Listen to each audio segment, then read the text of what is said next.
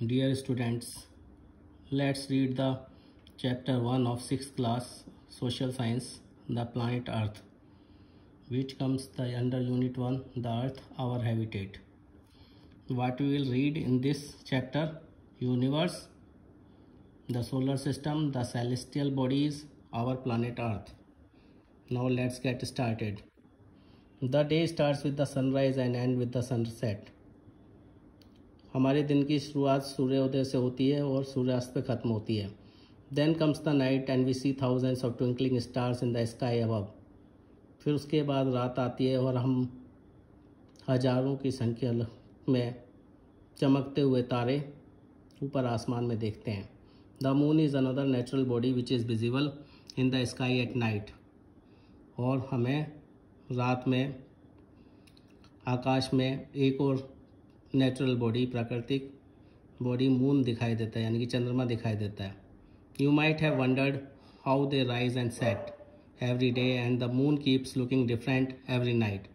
अब आप सोचते होगे कि हमें वो रोज़ उगते हुए और अस्त होते हुए दिखते हैं और चंद्रमा रोज़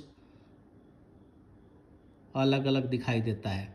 इन this chapter we shall study about all this celestial bodies and where the earth find its place among them. और इस चैप्टर में हम ये सारी आकाश में दिखने वाली चीज़ें हैं, इनके बारे में पढ़ेंगे और हमारी पृथ्वी की इनके बीच में क्या जगह है.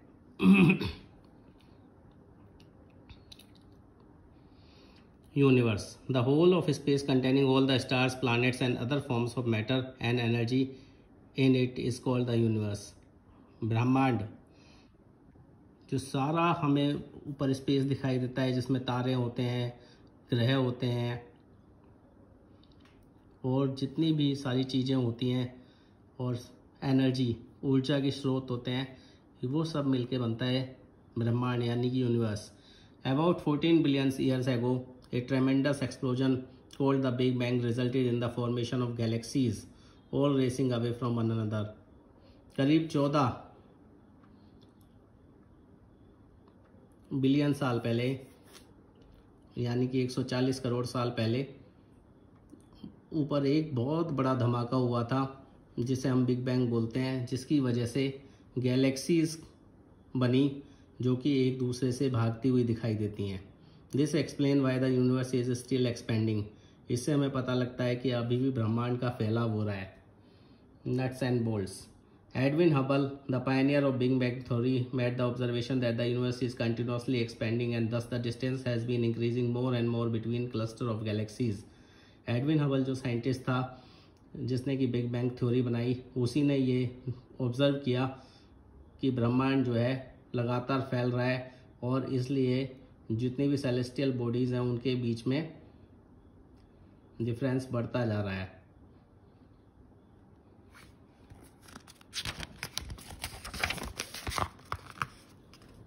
Of celestial bodies. When we look up at the sky, we see the sun during the day and uncountable stars and moons at night. जैसे भी बताया था कि celestial bodies जो जितनी भी चीज़ें आकाश में प्रेजेंट होती हैं उनको celestial bodies बोलते हैं. और जब हम आकाश की ओर देखते हैं हमें सूरज दिखाई देता है दिन के समय में और रात को हमें ना गिनने वाले अनगिनत तारे और चंद्रमा दिखाई देता है. All the objects in the sky are called heavenly bodies or celestial bodies. और जितनी भी ये सारी चीज़ें हैं आसमान में, ये heavenly bodies या celestial bodies कहलाती हैं. The sun, the planets, the stars and the moons are heavenly bodies. सूरज, ग्रह और तारे, चंद्रमा, ये heavenly bodies हैं. And there are many other heavenly bodies which we cannot see with naked eyes because they are very far from us. और भी बहुत सारी heavenly bodies होती हैं आकाश में जो कि हमें आँखों से नहीं दिखाई देती क्योंकि वो हमसे बहुत दूर हैं. Nuts and bolts. The unit of measurement for calculating the distance between two celestial bodies is light year. अब यूनिट ऑफ मेजरमेंट, हम कैसे उनकी दूरी नापते हैं. जो आकाश में चीज़ें हैं उनको हम प्रकाश वर्ष से नापते हैं. प्रकाश वर्ष यानी कि light year is the distance traveled by a ray of light in 1 year. Light year होता है वो जब एक प्रकाश की किरण एक साल में जितनी दूरी तक का डिस्टेंस तय करती है उसको लाइट ईयर बोलते हैं। The term light year is sometimes misinterpreted as a unit of time, और कभी कभी हम लाइट ईयर को जो है यूनिट मान लेते हैं टाइम का, जबकि ये यूनिट है डिस्टेंस का। The stars, a star is a heavenly body that is self luminous that is shines by producing its own light. Stars are very big celestial bodies. एक तारा वो आकाशीय बॉडी होता है जो कि अपने आप चमकता है, मतलब वो अपनी लाइट, अपनी रोशनी प्रकट करता है जिससे वो चमकता है। Stars are very big celestial bodies, और ये बहुत बड़ी आकाशीय बॉडीज होती हैं। They look small because they are very far away from us. वो हमें छोटी इसलिए दिखाई देती हैं कि वो हमसे बहुत दूर हैं। The sun is the nearest star to the earth. जो हमारा सन है, सूर्य है, वो भी एक स्टार है जो कि पृथ्वी के सबसे नज़दीक है। The stars are made up of burning gases, और ये जो तारे होते हैं ये जलती हुई गैसों से बने होते हैं। Constellation, if you watch the night sky closely you can see cluster of stars, these group of stars are called constellation. अगर आप रात में आकाश में को ध्यान से देखोगे तो आपको कई जगह तारों की झुंड बने हुए दिखेंगे, और ये ग्रुप ऑफ स्टार्स जो होते हैं इनको हम कॉन्स्टेलेशंस बोलते हैं। ए कॉन्स्टेलेशन में हैव जस्ट 10 स्टार्स और sometimes more than a million stars. एक कॉन्स्टेलेशन में कभी कभी 10 तारे भी हो सकते हैं और कई बार लाखों तारे हो सकते हैं। देयर आर 88 कॉन्स्टेलेशन नॉन सो फार, और अभी तक जो कॉन्स्टेलेशन पहचाने गए हैं वो करीब 88 हैं। You can identify some of these with naked eyes like the Ursa Major, Orion, Scorpius, Canis Major, Taurus etcetera. और कुछ को आप खुली आंखों से भी देख सकते हो, जैसे कि Ursa Major, Orion, Scorpius, Canis Major, Taurus etcetera. Let's implement with the help of your teacher find out to which constellation this image belong. अब ये जो आपको यहाँ पर दिखाई दे रही है एक इमेज, ये कॉन्स्टेलेशन है and this is known to be Ursa minor.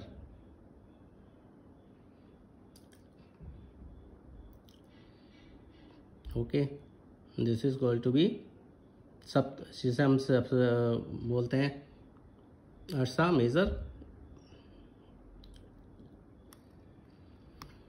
The solar system. The solar system is the name given to the sun, all the planets that revolve around it, their satellites, meteors, comets and asteroids. और जो solar system है वो नाम दिया जाता है जिसमें कि सूर्य होता है, ग्रह होते हैं और उनके उपग्रह होते हैं, मीटियर्स, कॉमेट्स और एस्ट्रॉइड्स होते हैं जो कि सूर्य के चारों ओर घूम रहे हैं। The sun, the planets and their satellites all have their own gravity of different strengths. और जितने भी सूर्य और बाकी ग्रह और उपग्रह होते हैं उनकी अपनी ग्रेविटी होती है, अलग अलग बल की। Their pull on each other is what holds them in place in the solar system and keeps them where they are. और जो उनकी ये बल होता है उसकी वजह से वो एक दूसरे को होल्ड रखते हैं सोलर सिस्टम में और उसी जगह पे रहते हैं जिस जगह पे वो हैं। Solar system can be defined as the sun together with the 8 planets and all other celestial bodies that are bound by its gravity. और सोलर सिस्टम इसलिए हम उसको उसकी परिभाषा दे सकते हैं कि सन के साथ जो 8 प्लैनेट होते हैं और बहुत सारी सेलेस्टियल बॉडीज़ होती हैं जो कि अपने अपने गुरुत्वाकर्षण के कारण एक दूसरे से बंधी हुई हैं। टास्क टू डू, अब क्या करना है? Let's make a model of the solar system. एक सोलर सिस्टम का मॉडल बनाना है। Take a thermocol sheet, thermocol sheet लेनी है, रैप इट विद ब्लैक और ब्लू चार्ट पेपर, ब्लैक और ब्लू चार्ट पेपर से उसको कवर करना है। Take 1 big ball as sun, एक बड़ी सी बॉल लेनी है जिसे हमें सन को मानना है। And 8 balls of different sizes considering them as different planets, और 8 छोटी अलग अलग साइज की बॉल लेनी है, उनको 8 प्लैनेट मानना है। कलर दैम और wrap them with the different colour papers, और हम उनको कलर कर सकते हैं या उन्हें डिफरेंट कलर पेपर पे उससे ढक सकते हैं। Place the big ball which is the sun at the centre, और बिग बॉल जो कि हमने सन बनाया है वो हमें सेंटर में रखना है with the help of Fevicol की मदद से। And place the 8 planets around the sun appropriate distances from the sun, और 8 प्लैनेट्स को हमने सन के चारों ओर रखना है विद अप्रोप्रिएट डिस्टेंस, जैसे कि दूरी होनी चाहिए। Draw the orbits of the planets around it and glitter with glitter pens और पेंट्स, और हमें उनके ऑर्बिट बनाने ग्लिटर पेन या पेंट से। Your solar system is ready, आपका सोलर सिस्टम तैयार हो गया। अब सोलर सिस्टम में सबसे मेन चीज़ क्या होती है? Sun. The sun is the head of the solar family, it is the nearest star to the earth. अब जो सूर्य है वो हेड होता है सोलर फैमिली का, और वो सबसे नज़दीकी तारा है पृथ्वी के। Like all other stars the sun is made up of hot gases, और दूसरे तारों की तरह सूर्य भी जो है गर्म गैसों से बना हुआ है। Hydrogen and helium are the main gases that make up the sun, और हाइड्रोजन एंड हीलियम वो दो मेन गैसें हैं जिससे कि सन बना है। The moving cloud of these gases is known as nebula, और इनका जो चलता फिरता आकाश है, क्लाउड है, बादल है, इन गैसों का उसे नेबुला बोलते हैं। The sun has a surface temperature of almost 6000 degree centigrade. अब सूर्य का जो तापमान है सतह का वो करीब 6000 डिग्री सेंटीग्रेड तापमान है। आप जानते हैं कि हम जो पानी उबालते हैं वो 100 डिग्री सेंटीग्रेड पे बॉयल हो जाता है, 100 डिग्री सेंटीग्रेड पे उबल जाता है, मतलब उबले हुए पानी का टेम्परेचर जो है 100 डिग्री सेंटीग्रेड होता है। तो आप मान लीजिए सन का 6000 डिग्री सेंटीग्रेड टेम्परेचर है, that is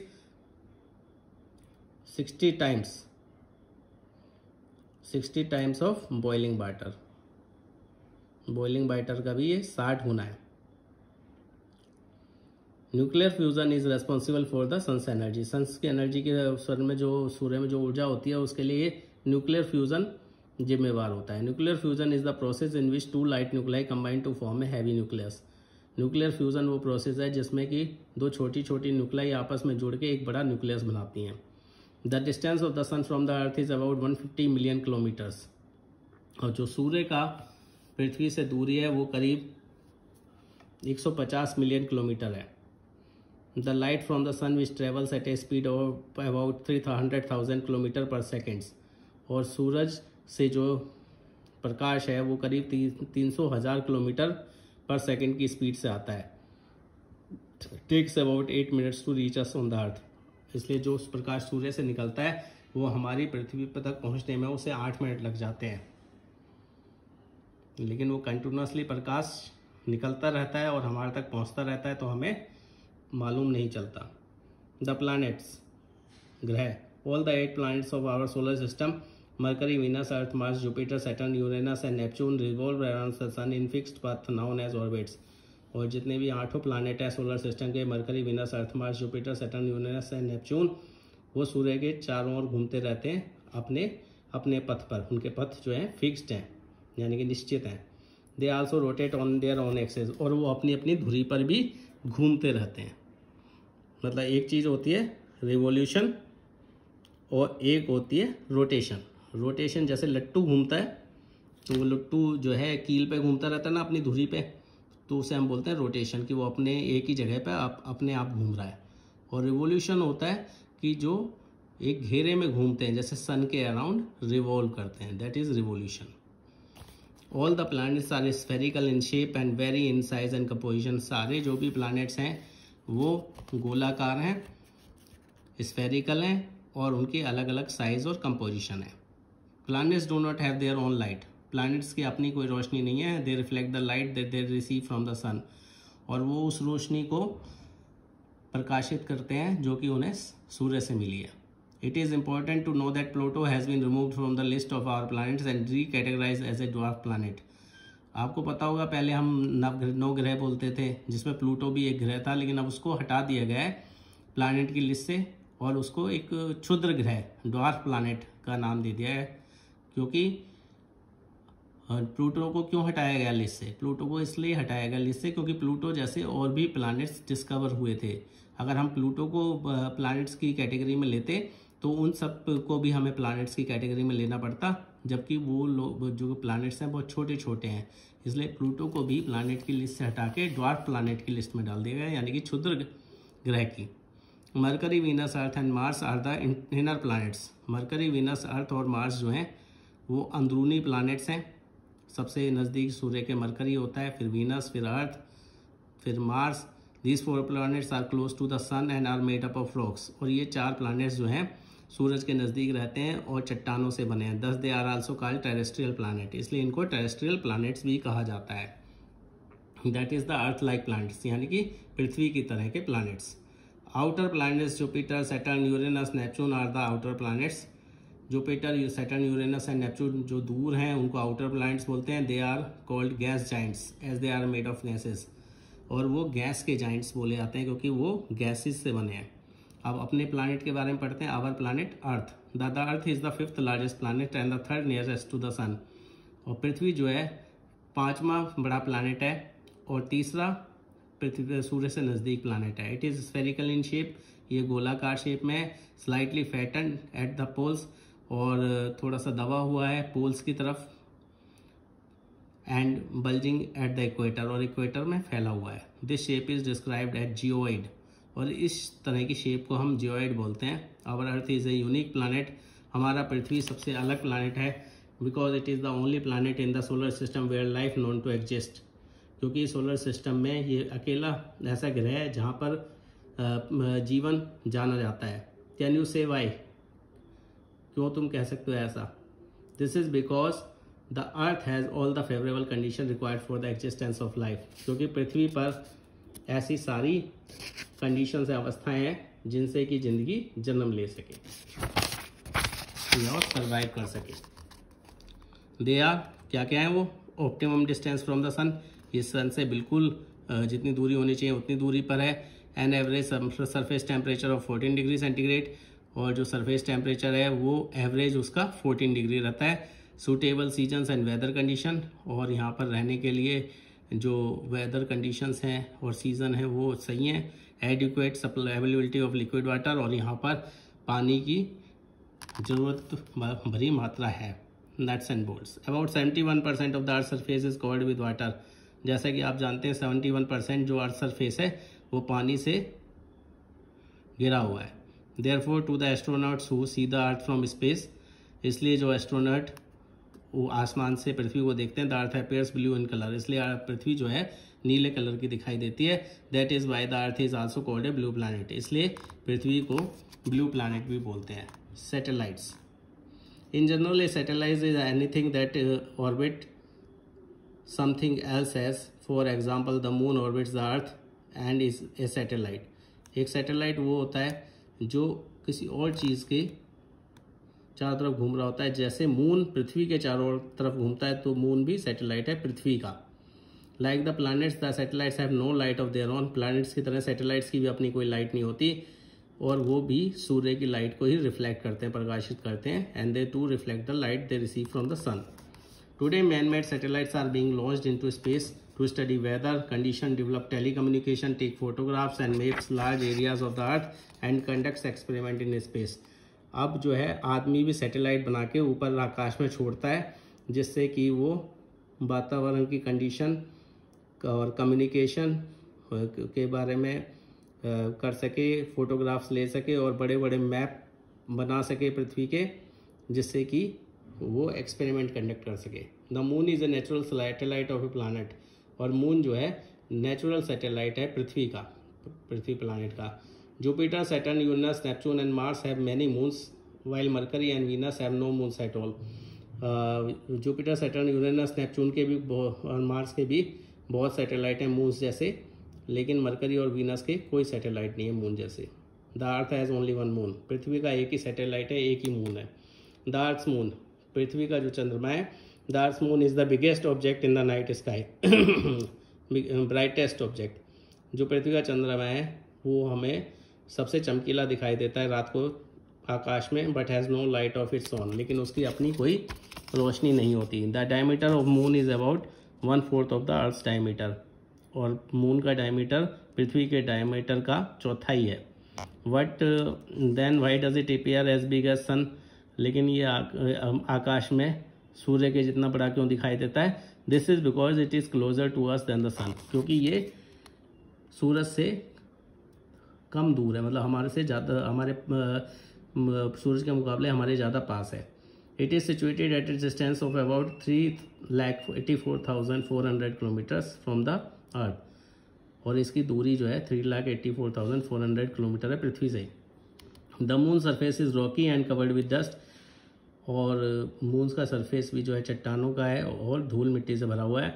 it has large holes on its surface called craters, और इसके सरफेस पे बहुत बड़े बड़े गड्ढे हैं जिन्हें क्रेटर्स बोलते हैं। There is no air on the moon, it has no life of any kind, और चंद्रमा पे कोई मतलब हवा नहीं है, और इसके वहाँ पर अभी तक कोई ज़िंदगी का पता नहीं चला, लाइफ नहीं है वहाँ पर। Nuts and bolts. A full day on the moon lasts about 29-30 days on an average from one sunrise to the next. और पृथ्वी चंद्रमा का एक दिन जो है सनराइज से सनसेट तक पृथ्वी के 29 दिनों के बराबर माना जाता है। एस्टेरॉइड्स धूमकेतु।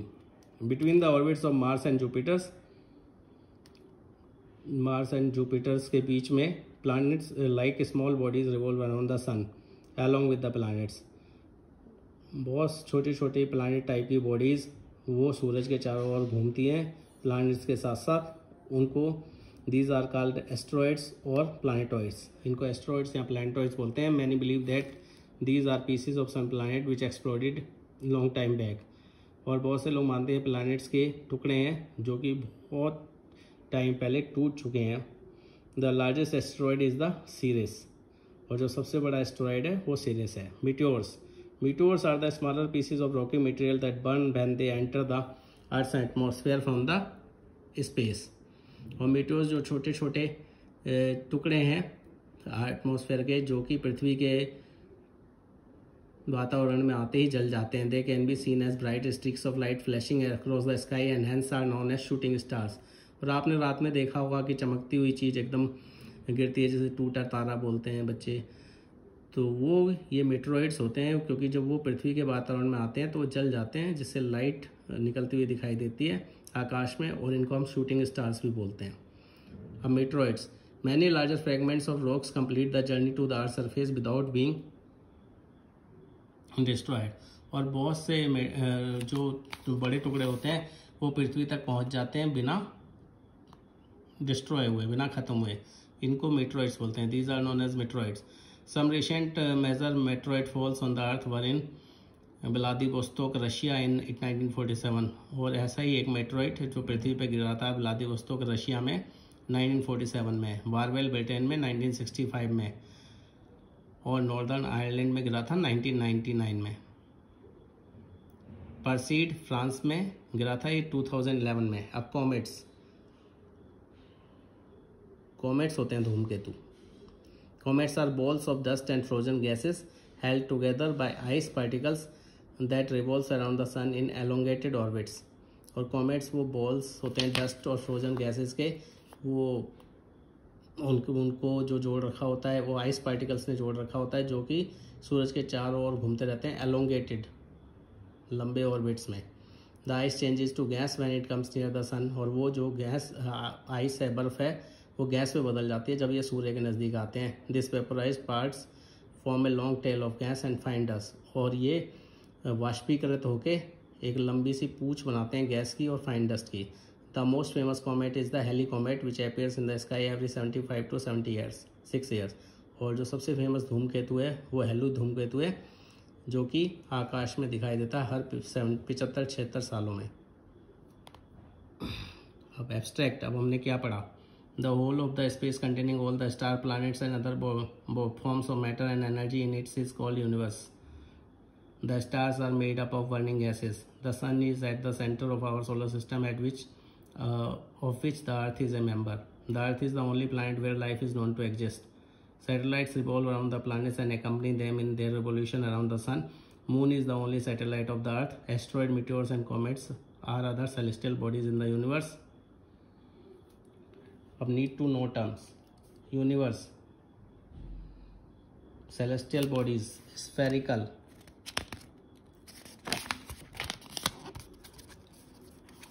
Now let's check your memory. Here is the work given. First tick the right option,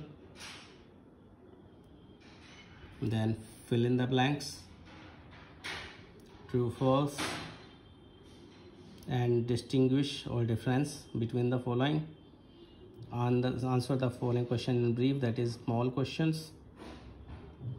and answer the following question in detail, that is large questions. So you have to go through them and try to find out the solution, and the final solution will be provided to you soon. Thanks.